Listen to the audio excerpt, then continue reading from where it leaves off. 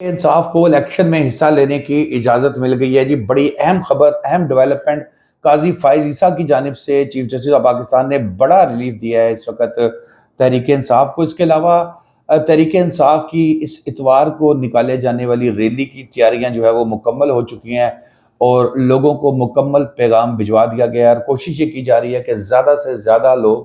ان release کو جو ہے وہ اس میں شرکت کریں۔ اس کے علاوہ پاکستان پیپلز پارٹی نے اپنا صدارتی امیدوار بھی اناؤنس کر دیا ہے۔ وہی کھچڑی جو پکی تھی کہ صدر وزیر اور کون ہوگا اور وزیر اعظم کون ہوگا، بڑا کلیئرلی ان کی جانب سے یہ بھی میسیج دے دیا گیا کہ الیکشن میں بہتر پوزیشن ہونے کی صورت میں ان کا صدارتی امیدوار کون ہوگا۔ اس کے علاوہ عمران خان صاحب جو ہے وہ پیپلز پارٹی کے لیے سافٹ کارنر رکھتے ہیں۔ آپ کو یاد ہوگا کچھ روز قبل میں نے ویلاگ کیا تھا اور اس میں میں نے ایک آپ کو گفتگو بتائی تھی، شیئر کی تھی، جو اسی ایشو پہ پیپلز پارٹی اور جو تحریک انصاف ہے اس کے معاملے پہ عمران خان صاحب کی کیا سوچ تھی، تو اس بات کی بھی اب توثیق ہو گئی ہے۔ سب سے پہلے بات کرتے ہیں جی سپریم کورٹ پاکستان قاضی فائز عیسیٰ صاحب کی سربراہی میں بینچ نے جو ہے وہ ثناء اللہ خان زہری صاحب جو ہیں ان کو الیکشن لڑنے کی اجازت دے دی ہے۔ ان کو جو ہے وہ ٹریبیونل کی جانب سے ان کو الیکشن لڑنے سے روک دیا گیا تھا، جبکہ ریٹرننگ آفیسر نے ان کو الیکشن لڑنے کی اجازت دی تھی۔ کاغذات نامزدگی کیوں مسترد کیے گئے، فاضل چیف جسٹس کا یہ کہنا تھا۔ ان کو بتایا گیا کہ جی ہائی کورٹ نے جو ہے وہ ان کے کاغذات مسترد کیے تھے، ریٹرننگ آفیسر نے ان کو منظور کر لیا تھا۔ ملتان بینچ میں جو ہے یہ فیصلہ سنایا گیا تھا۔ فاضل عدالت نے جو ہے نا وہ ملتان بینچ کا فیصلہ جو ہے اس کو کالعدم قرار دے دیا ہے، اور اس میں ان کا یہ موقف تھا ان کے وکیل کا، ثناء اللہ زہری صاحب کے، ان کا یہ کہنا تھا کہ جی نہ تو ہمیں کوئی نوٹس دیا گیا اور نہ ہی ہمیں سنا گیا۔ اور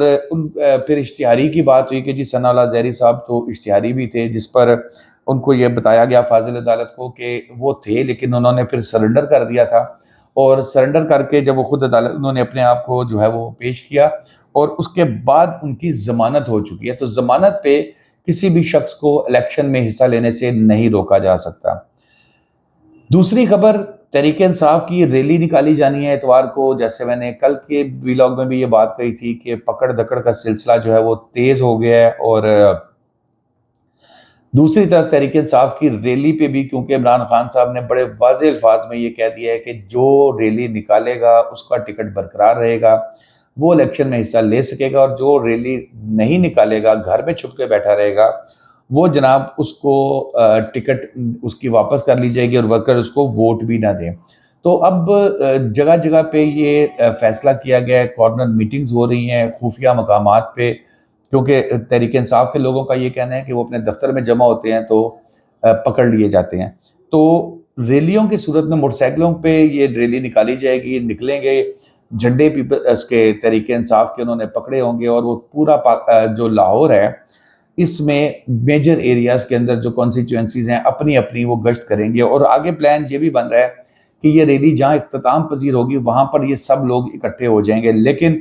سب سے پہلی بات تو امپورٹنٹ چیز یہ ہے کہ یہ ریلی ہوگی، اور پھر اس کے بعد دوسری بات یہ ہے کہ کیا وہ ان کو اکٹھے اختتام پذیر کرنے دیں گے۔ لاہور میں پہلی دفعہ 144 کا نفاذ جو ہے وہ اس وقت ہو چکا ہے، اور اب یہ نفاذ بھی دیکھنا ہے کہ صرف